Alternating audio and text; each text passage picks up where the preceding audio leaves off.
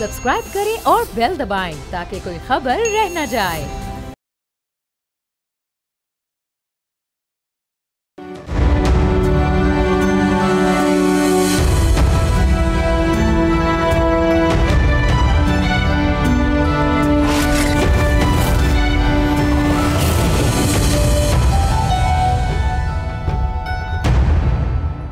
तुर्की की दरख्वास्त पर पाकिस्तान और अफगानिस्तान के मुज़ाकरात बहाल हो गए हैं। ज़राए के मुताबिक गुज़िश्ता रोज़ मुज़ाकरात नतीजा खेज साबित ना होने पर पाकिस्तानी वफ़द ने आज वापस आना था, मगर तुर्की के हुक्काम ने पाकिस्तानी वफ़द से रुकने की दरख्वास्त की। फिर अफगान हुक्काम ने भी मुज़ाकरात की बहाली के लिए सिफारती राब्ते किए, जिसके बाद पाकिस्तान ने मुज़ाकरात बहाली के लिए रजामंदी जाहिर की है। देखना है कि अब इस कोशिश का क्या नतीजा निकलता है, क्योंकि मुज़ाकरात की कामयाबी के लिए अफगानिस्तान को दहशतगर्दी के खिलाफ ठोस इक़दामात की यकीन दहानी करानी पड़ेगी। उधर दूसरी तरफ डोमेस्टिक सियासत का हाल भी जो है वो इस वक्त वो महाज गर्म है। 27वीं तरमीम की गूंज वाज़े तौर पर सुनाई दे रही है, जबकि आज़ाद कश्मीर का बहरान अलग से मौजूद है। क्योंकि आज़ाद कश्मीर के मामले पर हुकूमती इत्तेहाद में बज़ाहिर इत्तफाक़ राय पाया जाता है, लेकिन कुछ लीगी रहनुमाओं ने कश्मीर बहरान पर ऐवान सदर के किरदार पर सवाल उठाया है। तो क्या कश्मीर के मामले पर नून लीग के तहफ़्फ़ुज़ात अब भी बरकरार हैं? अपोजिशन की अगर बात करें तो वहाँ मौलाना फजलुर रहमान ने कौमी असम्बली में अपोजिशन लीडर के लिए महमूद अचकज़ई की हिमायत कर दी है, लेकिन क्या स्पीकर उनकी तकर्रुरी का नोटिफिकेशन जारी भी करेंगे? इस हवाले से स्पीकर ऑफिस का अभी तक कोई मौक़िफ़ सामने नहीं आया। एक और अहम मामला खैबर पख्तूनख्वा में जारी गवर्नेंस बहरान का है। वज़ीर आला की तब्दीली के बाद अब वहाँ गवर्नर की तब्दीली की खबरें गर्म हैं। वज़ीर कानून बैरिस्टर अकील का कहना है कि वज़ीर आला अपनी आइनी जिम्मेदारी पूरी नहीं कर रहे। वज़ीर कानून के मुताबिक अगर सूबाई काबीना में ताख़ीर होगी तो आइन का आर्टिकल 234 का नफाज हो सकता है। अब आइन का आर्टिकल 234 इमरजेंसी के नफाज से मुताल्लिक है। क्या वफाकी हुकूमत इस हवाले से संजीदा है? इसी पर बात करने के लिए हमारे साथ मौजूद हैं आमिर इलियास राना साहब, सीनियर सहाफ़ी हैं, तज्ज़ियाकार हैं, हसन अय्यूब साहब, सीनियर सहाफ़ी तज्ज़ियाकार हैं, अज़हर सिद्दीक़ साहब, पाकिस्तान तहरीक इंसाफ से ताल्लुक़ है। आप तीनों का बहुत शुक्रिया। मुझे ये बताइएगा आमिर राना साहब कि तुर्की की दरख्वास्त पर मुज़ाकरात बहाली हो गई है, क्या अफ़गान रवैये में इससे कुछ तब्दीली का इशारा मिल रहा है क्या? और क्या पाकिस्तान ने जो कल एक सख्त मौक़िफ़ इख्तियार किया था उसके बाद शायद अफ़गानिस्तान में ये फ़ील हो कि हमें दोबारा एक दफ़ा डायलॉग पे बैठना चाहिए? देखें, ये इत्माम उज्जत किया जा रहा है और वो करना भी चाहिए। जाहिर है कि हमारे इतने अच्छे ताल्लुकात रहे, अब अगर वो पैसे के चक्कर में या उनका जो बिजनेस ही यही रह गया कि लड़ाई झगड़ा चलता रहे, उनका धंधा चलता रहे तालिबान की बुरी हुकूमत का, तो हमें ये मसला नहीं है कि हम इनसे बात नहीं करना चाहते या हम इन्हें साथ नहीं चलाना चाहते। हम कहते हैं हमारे पास दहशतगर्दी बंद करो। अब वो आवाज़ें जो हमेशा से तालिबान के खिलाफ थी वो तवाना हो रही हैं पाकिस्तान में, इस सेंस में कि जी हम शुरू से कह रहे थे कि ये टीटीपी और टीटीए दोनों एक ही सिक्के के दो रुख हैं, तो इसको समझना चाहिए। अफरसियाब खट्टक साहब समेत बहुत सारे लोग वो बात कर रहे हैं और बात समझ भी आ रही है कि तालिबान जो है उनको छोड़ ही नहीं सकते, क्या मजबूरी है, ब्लैकमेलिंग है। ये यहाँ पे जो इस्लाम नाफिज करते हैं उसमें बच्चियाँ नहीं पढ़ सकती, लेकिन जो कतर में इनका इस्लाम है उसके अंदर इनकी सारों की लीडरों की बच्चे वहाँ पढ़ रहे हैं। भाई यही हक तो सबको दो ताकि दुनिया भी तुम्हें तस्लीम करती, तुम नहीं माने भाई। फिर अब पाकिस्तान जो कुछ कर रहा है, और ये बात जो कल वजीर खारजा की वजीर दिफा की जुबानी बाकायदा मीडिया के साथ गुफ्तगू में पहुंचाई गई, ये मैसेज था दुनिया को भी, और दुनिया को इनसे कोई दिलचस्पी नहीं है सिवाय इसके कि ये ठगी शगी करें, कुछ पैसे बना लें। वो काम सारे अब हो गया ख़त्म। अब पाकिस्तान का जो मैसेज था लाउड एंड क्लियर था। अब देखें, अल्लाह करे हमारी भी यही ख्वाहिश है कि लड़ाई झगड़ा ना हो और ये समझ जाएं, लेकिन मुझे लगता नहीं है कि ये समझें। ओके, ठीक। हसन अय्यूब साहब, अगर ये चेंज नहीं करते अपना बिहेवियर, तो क्या अफगानिस्तान में रजीम चेंज की पाकिस्तान को हिमायत करनी चाहिए आपके ख्याल में? वो हमारा मसला नहीं है जी, वो उनका अंदरूनी मामला है। बिल्कुल ये जो उनकी वहाँ पर मौजूदा जो तालिबान रजीम है, रजीम है, ये कोई जमहूरी हुकूमत थोड़ी है, और ये बेसिकली इंटरिम गवर्नमेंट है। और जो दोहा एग्रीमेंट हुआ है उसमें तो इन्होंने दस्तखत किए हुए हैं कि वो फौरी तौर पर जमहूरियत को बहाल करेंगे अफगानिस्तान के अंदर। तो अफगानिस्तान के जो अवाम है ये उनके नुमाइंदा नहीं है, ना ही उनको रिप्रेजेंट करते हैं। ये तो बंदूक की नोक के ऊपर अपनी हुकूमत जो है वो कर रहे हैं। लेकिन रहा सवाल कि पाकिस्तान का, तो एक ही इशू है जो आमिर इलियास राना साहब ने फरमाया है कि अफगानिस्तान की सरजमीन पाकिस्तान में दहशतगर्दी के लिए इस्तेमाल ना हो। आज भी देख लें कि एक बड़ी कामयाबी जो है पाकिस्तान को मिली है। टीटीपी के जो डिप्टी चीफ थे उनको जहन्नम वासिल किया है। ये मुसलमान नहीं है जी, ये मुसलमान नहीं, ये काफिरों से बदतर लोग हैं। तो लिहाजा हमने तो अब इनको स्पेयर नहीं करना। अभी भी हमारे जो मुज़ाकरात हो रहे हैं वो तहरीके जो तालिबान अफगानिस्तान है उसके साथ हो रही हैं।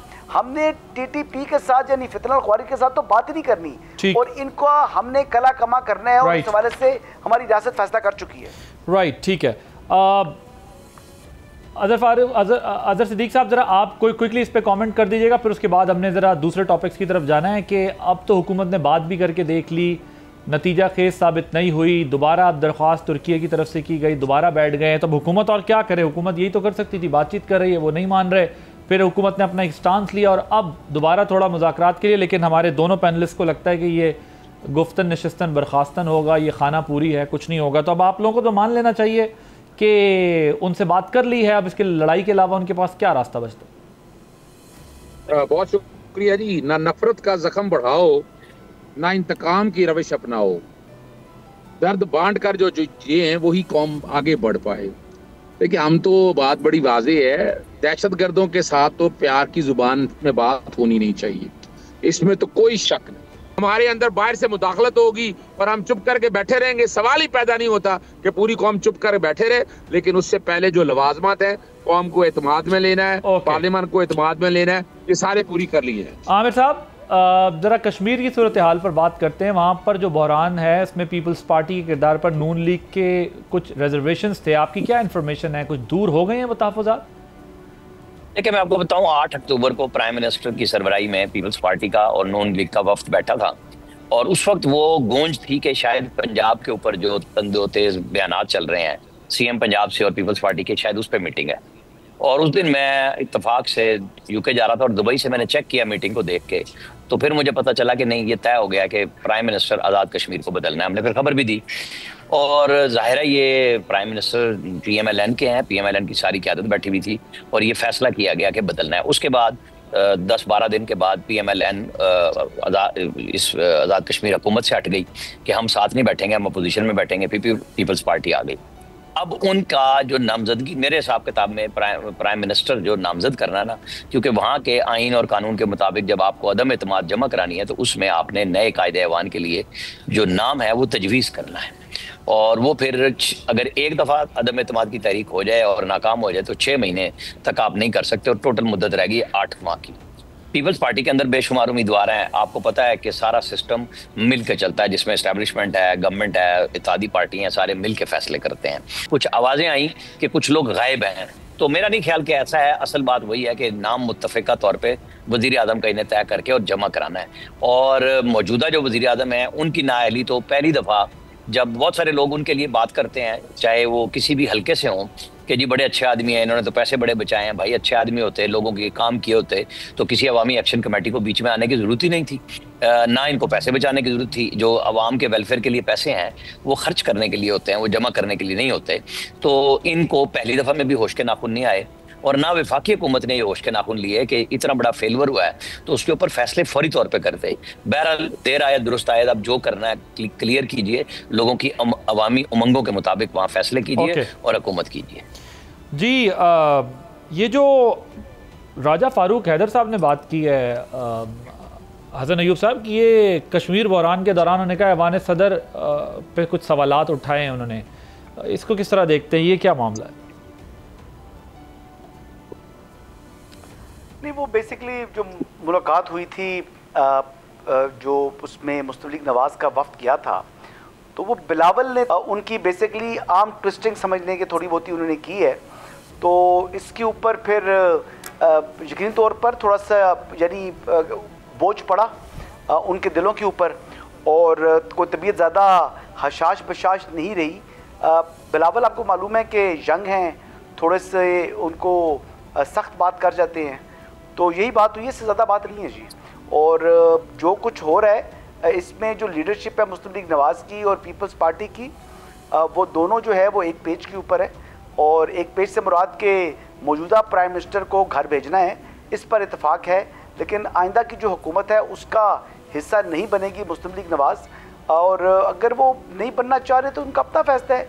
पीपल्स पार्टी ने जो 8 महीने में हुकूमत करनी है या अपने आइंदा के इलेक्शन को देख कर अपने उम्मीदवारों को मजबूत करना है तो वो एक ये हिकमत अमली के साथ पीपल्स पार्टी आ रही है मैदान के अंदर कश्मीर के इंतखाबात में। लेकिन दूसरी तरफ अगर बात की जाए तो मुस्लिम लीग नवाज टू की जिसकी वफाक में हुकूमत हो तो उसको खासा एडवांटेज होता है। लेकिन ना तहरीक इंसाफ की हुकूमत थी मरकज़ के अंदर तो कितने लोग जो है उनके सारे के सारे बंदे तकरीबन जो है उनके जीत गए थे।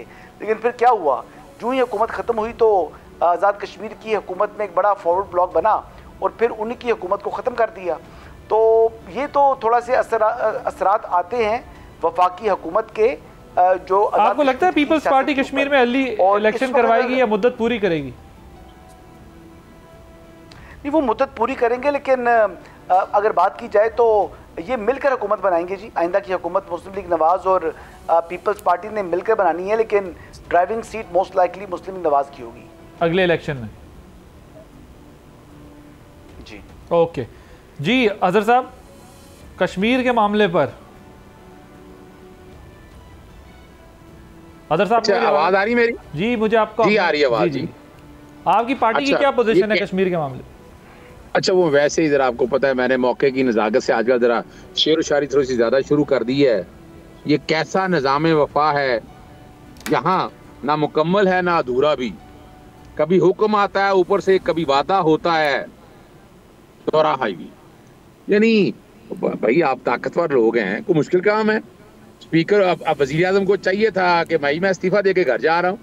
माजी में होता नहीं रहा। नवाज शरीफ साहब ने या अपना 92-93 की जो टाइम एक था वो सारा कुछ सीखा हुआ हमने। अब जो असल बात है वो जरा समझना है कि आज़ाद कश्मीर के लोगों को आप वाकई चाहते हैं तो देखिए, आज़ाद कश्मीर के लोगों ने कम अज कम वो जो अपना एक आम सा ताजर आदमी वो उठ के यानी बातें हम बड़ी कर रहे हैं, फैसले कहाँ हो रहे हैं इनके? अगर फैसले ही करने हैं तो फैसले तो आज़ाद कश्मीर में बैठे लोग करें। पाकिस्तान में ठीक है, पाकिस्तान के अपने हवाले में जो बैठकर हम यहाँ फैसला करना चाहते हैं वो वहां तो नहीं होना चाहिए। अगर आप चाहते हैं, अगर आप जमहूरियत की बात करते हैं तो उसी तरह से होनी चाहिए। अब ये बैठकर आप साबित क्या करना चाहते हैं? असल वजह ये है कि आपका ये लाया हुआ जिस तरह का भी निजाम है वो फेल हो चुका हुआ है।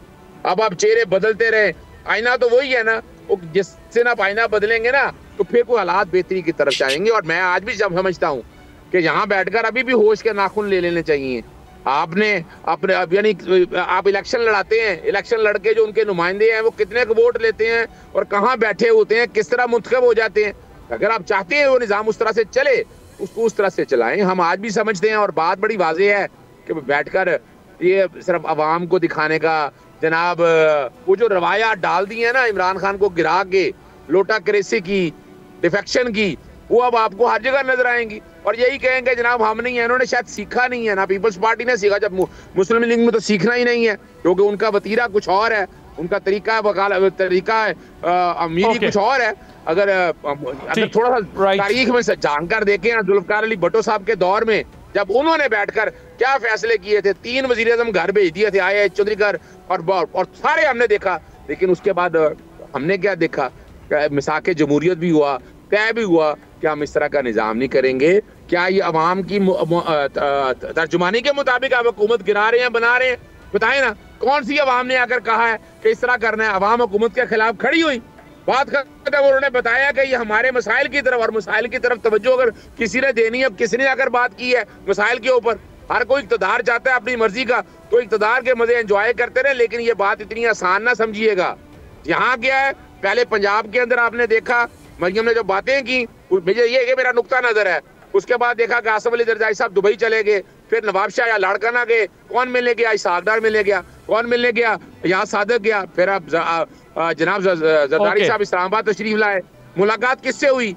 वजीर आजम खुद के मिलने के लिए, chief of the army staff के मिलने के लिए। तो जरा समझिएगा, ये हवाएं अगर चली, ये ट्रेलर भी है, नवंबर की वजह से ट्रेलर भी है। नवंबर के बाद देखेंगे आगे क्या होता है। ये कोई ट्रेलर भी है आमिर साहब? ये जो पूरी पीटीआई के दोस्त है ना हमारे, ये सारे नवंबर करते जा रहे हैं। जब दिसंबर आएगा फिर बात कर लीजिएगा इस पे कि क्या होता है। वह इसके ऊपर तो इतना जवाब है। लेकिन आज़ाद कश्मीर की सियासत हमेशा से इस तरह ही चलती रही है पाकिस्तान की फेडरल गवर्नमेंट के हिसाब से। और जब इमरान खान साहब चले गए तो उन्होंने अपना उसी हिसाब से फैसला कर लिया कि वो फॉरवर्ड ब्लॉक बना के पीटीआई को, पहले तो इमरान खान ने खुद ही ये जो आज लोगों के पेट में दर्द हो रहा है कि चौथा वजीर आजम लगा रहे हैं, भाई इमरान खान ने कितने अरसे में 2 वजीर आजम बदल दिए थे। कयूम न्याजी साहब को बनाया था ना पहला वजीर आजम, और फिर दूसरा बनाया था। क्यों बनाया था उन्होंने? 2 वजीर आजम बनाए थे, तो तीसरा भी आ गया फिर कि जब वो अपनी पार्टी में मुतमईन नहीं होते। जैसे अली अमीन गंडापुर को लगाया तो चॉइसेस तो इमरान खान की माशाल्लाह, वो क्रिकेट के खेल में दाव लग गया, वर्ल्ड कप जीता है, हम बहुत अच्छी बात है। ये कप्तानी जो ढूंढ रहे थे, खिलाड़ी बना रहे थे, ये सियासत और चीज़ है। इन्होंने माशाल्लाह चुन के हीरे लगाए, पहले पंजाब में बुजदार लगाया, फिर महमूद खान वहाँ लगाया। तो इनकी कौन सी फहम फरासत आई PTI की क़यादत की तरफ से कि चुन के लगाते हैं वो कामयाब होते हैं। अली अमीन गंडापुर को लगाया तो क्या बना? बड़कों के अलावा कुछ मिला? सारे मजाक ही उड़ाते थे PTI के लोग कि ये 12 जिलों की वजाहत करे, फलानी करे। तो नए साहब जो आए हैं वो कैबिनेट नहीं तश्कील दे रहे। ओके, जो आपने 234 कहा नहीं लगना चाहिए, अच्छी बात होती है, लेकिन उनको समझना चाहिए कि वो रियासत को चैलेंज ना करें। वो कल कह रहे थे कि हम कलेक्टिव डैमेज पे करेंगे कानून साजी। तो क्या आप फौज को कानून साजी में लेके आ रहे हैं कि हम आपके खिलाफ पर्चे देंगे? ड्रोन अटैक होते हैं या मिसाइल मारे जाते हैं तो कोई आम आदमी मार रहा है, लेकिन वो किस लिए मारे जाते हैं फौज की तरफ से? वो इसलिए मारे जाते हैं कि जो फितरतुल हिंदुस्तान है, जो TTP है और TTA की मावनत के साथ पाकिस्तान में दहशतगर्दी कर रहे हैं। मैंने वो वीडियोस देखी हुई हैं, आपने यकीनन देखी होंगी, हमारे दोस्तों ने भी, कि बलूचिस्तान में जब जाएं BLA वाले जब ये पंजाबी मजदूरों को उतारते हैं या कहीं पे कार्रवाई करते हैं, वो कच्चे घरों के बेचारे बलोचों के घर हैं, वहां घुस जाते हैं, कपड़े चेंज करते हैं। मैंने ड्रोन फुटेज देखी है और वो आम लोगों में घुल मिल जाते हैं। हमें नजर आ रहा होता है हमारी फोर्सेस को ड्रोन से फुटेज आ रही होती है, लेकिन वहां आप मारे तो कलेक्टर डैमेज है कि आम आदमी मरेगा, तो वो उनका तो मसला हल हो जाता है कि हमारी आवाज बनेगी। यही कुछ एक्ट फाटा में हो रहा है कि ये लोग आम लोगों में घुसते हैं, अफगान कैंप महाजरीन के कैंपों में घुस जाते हैं, जिसकी बुनियाद पे हम कह रहे हैं कि इनको वापस करें, चलता करें, और ये घुसते हैं आम लोगों में भेस बदल के। अब हम सैटेलाइट से चीजें इमेजेस ले रहे हैं, अब हम सख्ती कर रहे हैं, तो यहाँ पे उनकी सहूलतकारी PTI की नई KP गवर्नमेंट करने पे आ गई है कि शायद अली अमीन गंडापुर उस हद तक नहीं जा रहे थे जहां से स्टार्ट किया है हमारे नए सोहेल आफरीदी साहब ने, वजीर आला ने। कैबिनेट जब तक तश्कील नहीं देंगे, इनको पता होगा, हमारे बैरिस्टर साहब बैठे हुए हमारे साथ, जो समझते हैं कि साकिब निसार ने जब सीनियर मोस्ट जज होते हुए सहूलतकारी शुरू की थी इमरान खान को लाने के लिए, उस वक्त की एस्टैब्लिशमेंट के साथ मिलकर कि जी कैबिनेट का फैसला ही फैसला होगा, वजीर आजम या वजीर आला कोई फैसला नहीं कर सकता। तो वहां पे जो भी वो ऐलानात करें उसको पहले तो कैबिनेट से एंडोर्स कराना है। लेकिन क्या वो फौज के खिलाफ बगावत कराने के लिए वहां KP में गवर्नमेंट लाए हैं? तो फिर इसलिए मुलाकातें भी नहीं हो रही। हम ही हैं कि उनकी मुलाकात कराएं, लेकिन जिस तरह के वो बयानात दे रहे हैं, तो मेरा ख्याल है जो ये सोच के बैठे हुए हैं कि इनकी मुलाकात नहीं होनी चाहिए, वो ठीक जानिब सोच रहे हैं कि ये मुशावरत के नतीजे में क्या जो उनकी हमशीरा मिली थी इमरान खान साहब की मंगल को, तो बुध को जो बयान वो आया, क्या वो इमरान खान साहब की इंस्ट्रक्शन पे आया था? ये वजीर आला को जवाब देना चाहिए कि हम जो फौज के खिलाफ कानून साजी का वो सोच रहे हैं, जो कि कर नहीं सकते, लेकिन बयानात तो दे रहे हैं ना, लोगों के जहन को प्रोपेगेंडा कर रहे हैं। ये सोचना चाहिए इनको। डिस्कशन हमारी जारी है, एक ब्रेक लेंगे, ब्रेक के बाद कुछ और इंपॉर्टेंट इश्यूज डिस्कस करेंगे आफ्टर द शॉर्ट।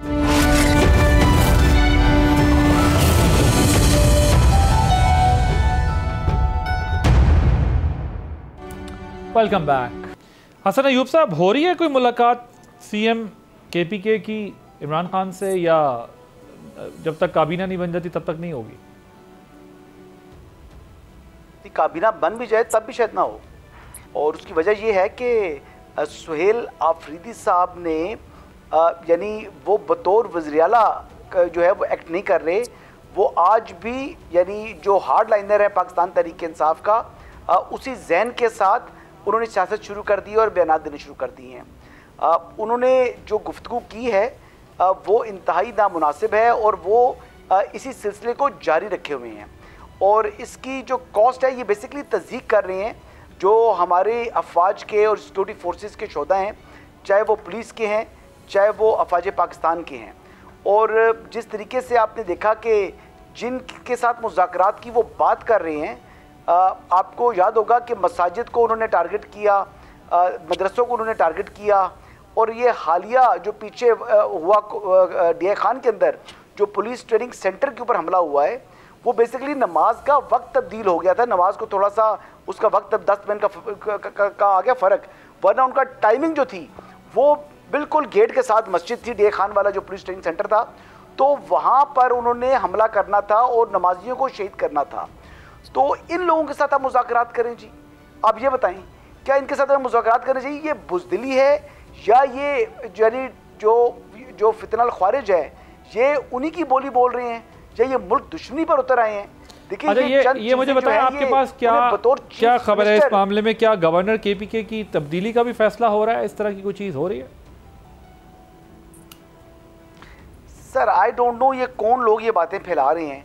कोई इस वक्त तक कल का मुझे पता नहीं है, आज की इस घड़ी के अंदर जो फैसल करीम कुंडी साहब है उनको यानी हर तरफ से उन पर एतमाद है। प्राइम मिनिस्टर भी उन पर एतमाद कर रहे हैं, प्रेसिडेंट बिलावल का भी उन पर एतमाद है, और जो हमारे जो ताकतवर हल्के हैं वो भी उन पर भरपूर जो है उनको एतमाद भी है और भरोसा भी है।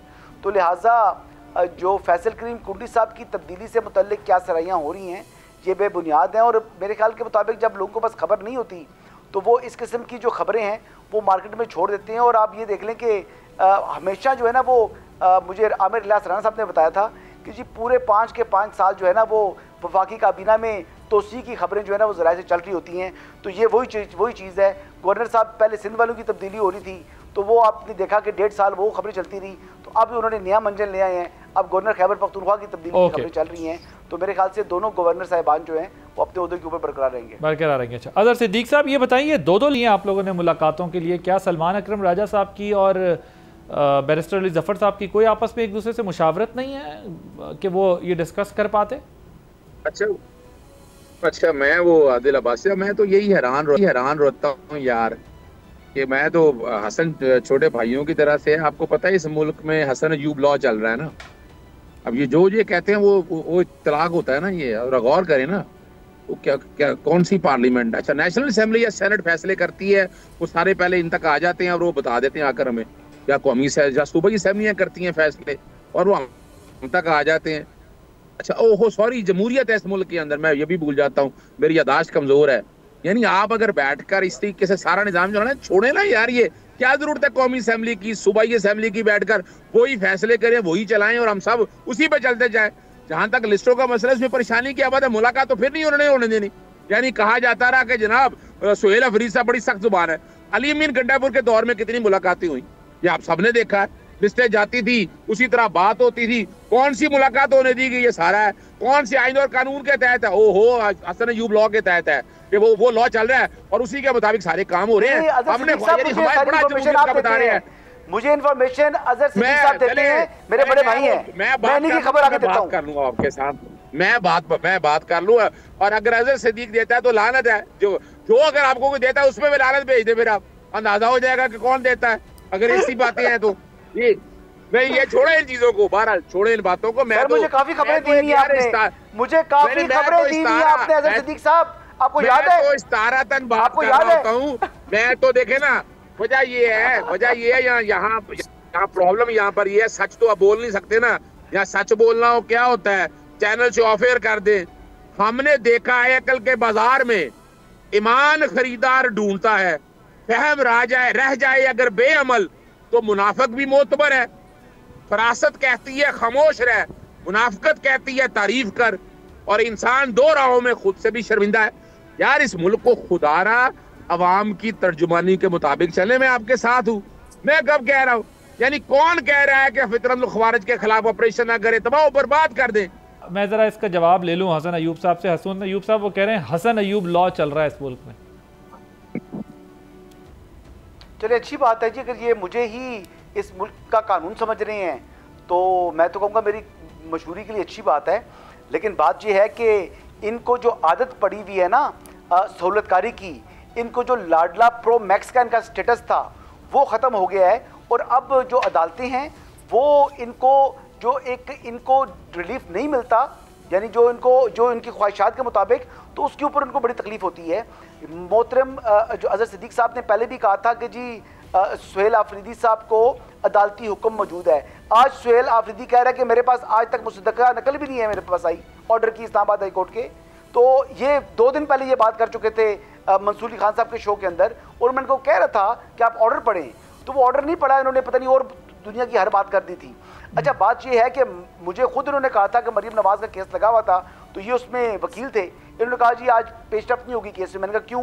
कहते हैं बस पता लगा जनाब भी वकील हो गए थे स्पेशल प्रोसिक्यूटर नैब के, फिर खड़े हुए कहते हैं मुझे तारीख का वक्त चाहिए, फिर केस अगली तारीख पड़ गई लंबी महीने की।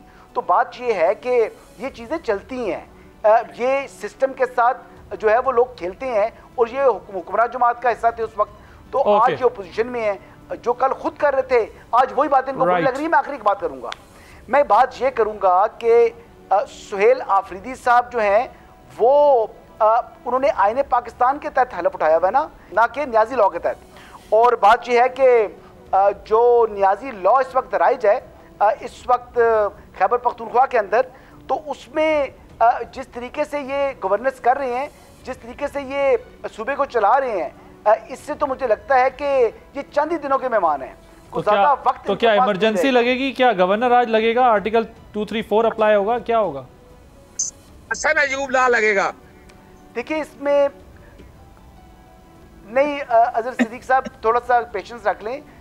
इसमें डिफेक्शन के ज़्यादा इम्कानात हैं और इनकी पार्टी के अंदर इस वक्त इख्तलाफात बहुत बढ़ चुके हैं। इस वक्त हर बंदा वजीर बनना चाह रहा है और जो सुहेल आफरीदी साहब हैं उनको समझ नहीं आ रही, वो इमरान खान के कंधे पर रखकर बंदूक चलाना चाह रहे थे। अलीमा खान अपनी जगह एक्टिवेट हुई हुई हैं और सलमान अकरम राजा साहब उनके साथ एनेक्स हो चुके हैं। आजकल जो अजहर सिद्दीक साहब हैं वो पॉलिसी में कहीं दूर दूर तक कहीं भी नहीं है। आजकल जो सब कुछ करता धरता है वो अलीमा खानम है, बैरिस्टर सलमान अकरम राजा हैं और अजहर सिद्दीक साहब जो है वो मुकम्मल आउट है। राइट अली, चलें ठीक है, ओके। आमिर साहब ये बताइएगा, ये क्या 27वीं तरमीम आ रही है, और अगर आ रही है तो क्या इन्फॉर्मेशन है, कब तक? ये जो कवानीन आप ढूंढते हैं ना, और अजहर सिद्दीक साहब को जो जमहूरियत आई भी है, इनके दौर में भी यही था, उससे पहले भी वही था और आज भी वो है कि इस मुल्क में जो कानून राइज है वो है पंजाबी दा दा जिथे लगदा है उत्थे ला, अंग्रेजी दा दी ते पंजाबी दा दा जिथे लगदा है उत्थे ला। ये किताबों में भी कानून की वही पढ़ देते हैं ये हमारे वकला। ये जो जमहूरियत आई हुई है ना पार्लियामेंट में, ये इमरान खान बैठते नहीं थे नेशनल सिक्योरिटी के इजलास में अपोजिशन के साथ? कौन सी जमहूरियत ढूंढते हैं भाई? हमारे सारे हुक्मरान एक जैसे होते हैं, हमारी अदालतें एक जैसी होती हैं। हमारी सुप्रीम कोर्ट ने बहाल किए पंजाब में 2019 में बल्दियाती इदारे, इमरान खान ने एक दिन बहाल किया। किसी अदालत ने पूछा, ये जो आज हाईकोर्ट के लिए टसवे आ रहे हैं सारे बैठ के कि उसके ऑर्डर को नहीं मानते, उस वक्त क्या हो रहा था? मजाक उड़ाते थे उनका, जो बल्दियाती इदारे बहाल हुए थे। मतलब ये बातें ना करें कि आज बहुत बुरा हो रहा है और कल बहुत अच्छा हो रहा था। कभी भी अच्छा नहीं हुआ इस मुल्क में आम आदमी के लिए। कब किसने किया? जब जिसने किया उसको उठा के फेंक दिया। तो फिर अगर नई शुरुआत करनी है तो बैठ के बात करें। ये धमकियां लगा के आप किसी को नहीं मरूब कर सकते, आप एस्टैब्लिशमेंट को घुटनों के बल नहीं ला सकते। आप 26 नवंबर कर चुके, आप 25 मई 2022 कर चुके, आप 9 मई कर चुके हुए, आप एक और करके देख लें। मैंने स्टार्ट में कहा था ना, वो तो चीफ की तकरीरी के इस्तारे देते हैं ना सारे के सारे। हिम्मत है तो जाके चैलेंज करते हैं ना उस कानून को, नवंबर 24 वाले को, गजट को। किस पीटीआई के लॉयर ने उस नोटिफिकेशन को किया? सारे खड़े होकर तालियां बजा रहे थे, जिस तरह नून पे कहते हैं कि लाइन में लग के उन्होंने जनवरी में उस वक्त वोट दे दिया था जनरल बाजवा की एक्सटेंशन के लिए। तो पीटीआई ने कब कहा? उन्होंने कहा जी कौमी मुफाद के फैसले हैं। किसने बोला था कि ये कानून क्यों बदला है 5 साल का? मुझे दिखाएं जरा। अजहर सिद्दीक साहब मेरा ख्याल है हर चौथे दिन कोई पिटीशन करते थे, इस पे कुछ बात की इन्होंने? किसी ने नहीं की। ये सारे सिर्फ मुझे और आपको सुनाने के लिए आते हैं, आम आदमी के लिए कहानियां करते हैं बैठ के। हमारे बहुत अच्छे दोस्त हैं, सीनियर आदमी हैं, लेकिन इशू ये है कि जब असूली बात होती है कब की इन्होंने? लगता है कि चैलेंज किया इन्होंने। लगता है आमिर साहब, लगता है कि थोड़ा ये दिल नहीं है कि बदल होवे। मैं जवाब दे दूं अब? नहीं, साडा दिल ਤੁਹਾਡਾ ਦਿਲ ਹੈ ਕਿ ਸਿੱਧਾ ਸਿੱਧੀ ਗੱਲ ਕਰਿਆ ਕਰੋ। ਅੱਜ ਅਜ਼ਰ ਸਾਹਿਬ ਨੂੰ ਤੁਸੀਂ ਉੱਥੇ ਲੈ ਗਏ ਹੋ, ਤੁਹਾਡਾ ਦਿਲ ਨਹੀਂ ਅੱਜ ਬੱਦਲ ਹੋਵੇ, ਤੁਹਾਡਾ ਦਿਲ ਹੈ ਕੁਝ ਹੋਰ ਹੋਵੇ। मैं दसांगा ਇਹ लतीफा बाहर ही जगह ਤੁਸੀਂ नहीं सुनिया है तो ना मैं जवाब दे दूं। 30 सेकंड वो आपको चाहते हैं कि आप जो है ना वो तगड़े हो जाएं। मैं जवाब दे दूं अब? इजाजत है मुझे जवाब देने की? जी जी जी जी बस टाइम थोड़ा कम है जी। ये हाइब्रिड निजाम का मौसम अजब सा एक फसाना है, ना तख्त अपना, ना ताज अपना, आजकल तो शायरी पे पहचाना है। ये देखे ना वो मैं कोशिश करता हूँ मुख्तसर बातें साहब के रख के ना। मैं शुक्रगुजार हूँ अपने भाई आमिर इलियास राना का। यार लड़ाई हमारी चैनल पे चलती ही रहे, लेकिन दोस्ती यारी है हसन अयूब के साथ, वो अपनी जगह पर है। लेकिन मैं शुक्रगुजार इसलिए उन्होंने सारी बातें मान ली। अगर उस दौर में हाइब्रिड था, हाइब्रिड प्लस मान लिया। आज फैसले कहाँ हो रहे हैं? हसन अयूब ला खुद मान लिया उन्होंने कि यहाँ बैठकर यहाँ फैसले हो रहे हैं। यानी आप ये, मैं तभी तो कह रहा हूँ ना यार, ये पार्लियामेंट का खेल बंद करें यार, खुदा रहा यार। सीटें बेचे, अरबों रुपए की सीटें आएंगी, मुल्क में रेवेन्यू इकट्ठा होगा, फैसले जिन्होंने करने हैं उनको करने देना, छोड़े इस बात को। अवामी फैसला बता दें, कौन सा अवामी फैसला है? अवाम को क्या रिलीफ बना है? मरियम सफदर किस बुनियाद पर वजीर आला बनी है, जरा ये बता दें। क्या कारकर्दगी है सबको पता है। मुराद अली शाह किस बुनियाद पर बने हैं, हर एक को पता है कहाँ बने हैं। हर एक को पता है कि अपना बलोचिस्तान के अंदर वजीर आला किस तरह बने हैं, हर एक को पता है। छोड़े इन बातों को बैठकर। अगर एक अवामी वजीर आला आ गया है, सेगमेंट को कंक्लूड करना है। अजहर साहब मुझे कंक्लूड करना है सेगमेंट को। बेसिकली आप मैं एक बात करूंगा आप भी ये कह रहे हैं कि सच्चा प्यार नहीं मिला किसी को भी। जी जितनी नहीं अजहर सिद्दीक साहब को ने जितनी वफा की तहरीक इंसाफ के साथ, उतनी ही बेवफाई तहरीक इंसाफ इनके साथ कर रही है। इन्होंने मुश्किल वक्त में ये वफा का इशू नहीं है, ये प्यार और मोहब्बत के इब्रार का तकाज़े हैं। लेकिन उन्होंने ना अजहर सिद्दीक साहब की कदर की है, ना वो आइंदा करेंगे। Thank you so much Aamir Ilyas Rana साहब, भगवान यूथ साहब, अजहर सिद्दीक साहब तीनों मौजूद थे। आपने प्रोग्राम देखा। एक ब्रेक लेंगे, ब्रेक के बाद जब वापस आएंगे तो फिर एक इशू डिस्कस करेंगे आफ्टर दिस ब्रेक।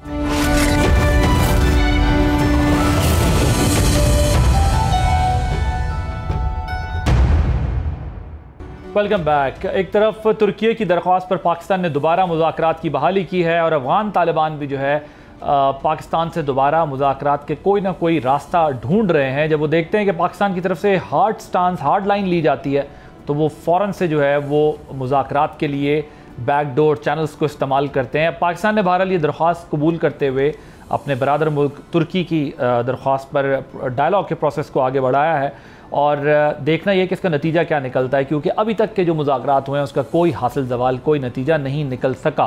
लेकिन ये एंगेजमेंट्स एक तरफ और दूसरी तरफ अपनी वही हटदर्मी अफगानिस्तान ने जारी रखी हुई है। अभी जो रिसेंट डेवलपमेंट हुई है 29 और 30 अक्टूबर की रात को पाक अफगान बॉर्डर के ऊपर, जहाँ पर एक और तश्कील पाकिस्तान के अंदर दरअंदाजी की कोशिश कर रही थी, जिसमें सिक्योरिटी फोर्सेस ने बड़ी एक्सपर्टीज़ दिखाते हुए निशाना बनाया इंतहाई मतलूब और वांटेड जो टारगेट था खारजी अमजद उर्फ मज़ाहम, उसके साथ 4 और खारजियों को जहन्नुम वासिल किया है।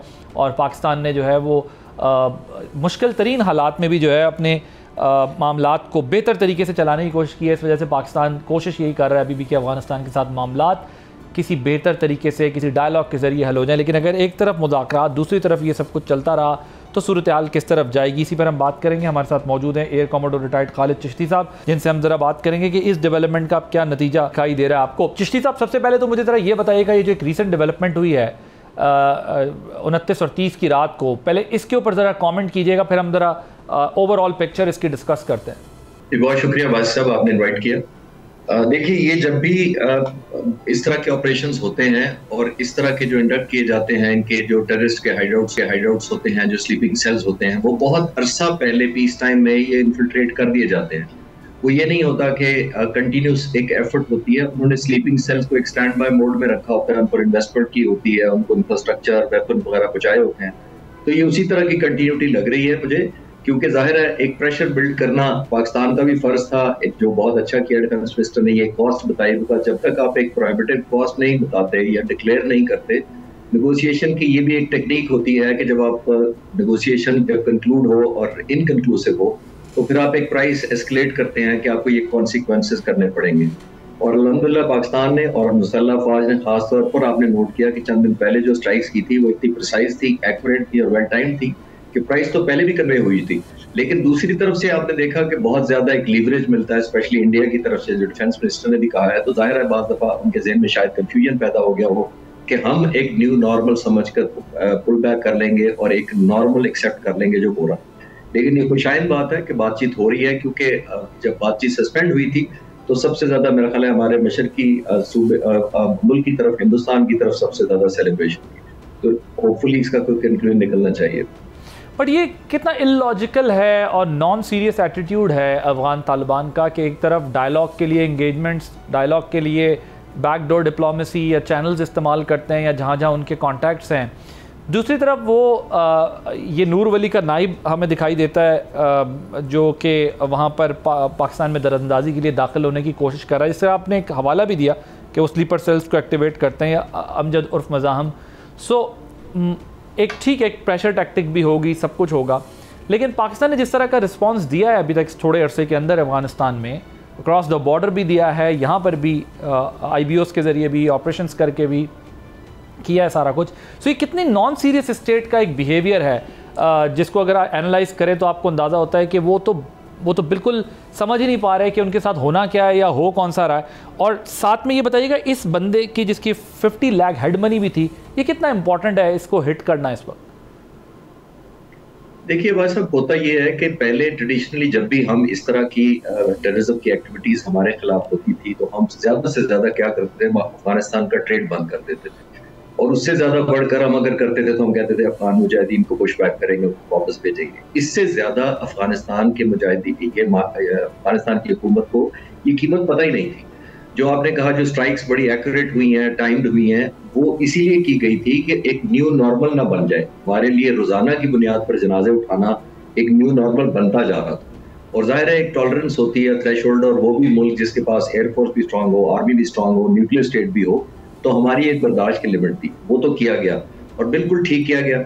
लेकिन बदकिस्मती से इस दफा न्यू नॉर्मल डिफरेंट हो गया है कि वो हिंदुस्तान को ईस्टर्न बॉर्डर पे जो शिकस्त हुई है मई के महीने में, वो बहुत ज्यादा बार्गेनिंग चिप ऑफर कर रहे हैं पैरेलल। ये तो डिफेंस मिनिस्टर ने भी कंफर्म किया कि वो बाहर निकलते थे, कोई फोन करते थे और फिर होता था कि नहीं, वो टाल मटोल के काम लेना शुरू कर देते। उसका मतलब यही होता है कि नेगोशिएशन करके आप प्रेशर बैकवर्ड माउंट करते हैं, जो आपको एक बार्गेनिंग चिप दे रहा होता है या लिवरेज दे रहा होता है या इंसेंटिव दे रहा होता है। तो आई एम श्योर इन्होंने यही किया था कि अफगानिस्तान के बारे में जब भी पीस की बात होती तो इंडिया से नेगोशिएट या रीनेगोशिएट करना शुरू कर देते होंगे, जो मैं अज्यूम कर रहा हूँ। और ये जो टैक्टिक्स हैं, जो प्रेशर डालने के, जो 50 लाख की हेड मनी भी बता रहे हैं, ये हमारे पास बहुत ज्यादा इन्फॉर्मेशन है। ये मैं आपको तस्दीक कर सकता हूँ। एक एक हाइडआउट्स की, एक एक पोस्ट की, एक एक इनके कंपाउंड्स की इंफॉर्मेशन है, एग्जैक्ट लोकेशंस हैं। वो तो बड़ा वेल मेयर्ड और वेल कैलकुलेटेड रिस्पॉन्स जो पिछली दफा हमने किया था। मैं ये भी आपको कंफर्म कर सकता हूँ कि तकरीबन 100 टारगेट प्रपोजल या डिस्कशन के लिए कोटा होता था, 5 और 10 अप्रूव होते थे।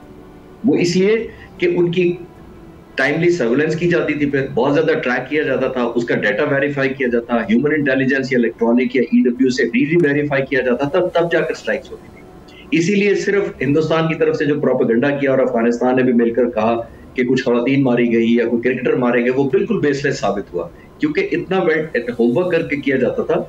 ये उसी की एक कड़ी है। जैसे मैंने अर्ज किया कि जब भी हुकूमत पाकिस्तान और मुसल्लह अफवाज चाहेंगी, ये टारगेटिंग करना कोई प्रॉब्लम नहीं है, लेकिन हम टू फ्रंट शायद ऑब्लिगेशन के तौर पर ही करेंगे, बाय चॉइस नहीं करेंगे। हमारी चॉइस वही है कि अगर कभी कन्फ्रंटेशन हुई तो ईस्टर्न बॉर्डर से हो।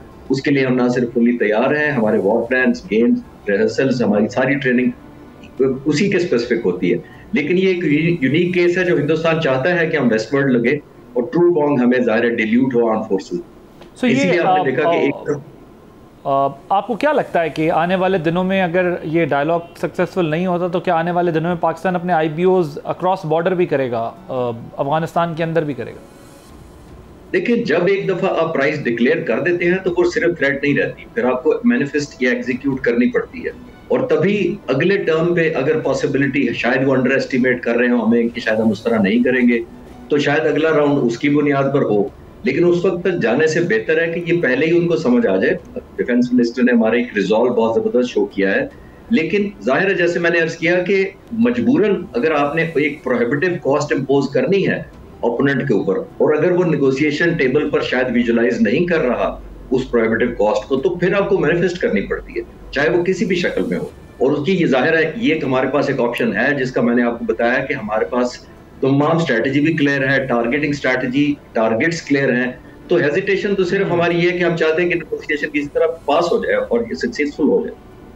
Right, thank you so much. Khalid Chishti साहब एयर कमांडो रिटायर्ड हमारे साथ मौजूद थे और रिसेंट और जो तुर्की में इस वक्त डायलॉग पाक अफगान जारी है उसके ऊपर बात कर रहे थे। नाज़रीन, आपने प्रोग्राम देखा, आदिल अब्बासी को इजाज़त दीजिए, अल्लाह हाफ़िज़।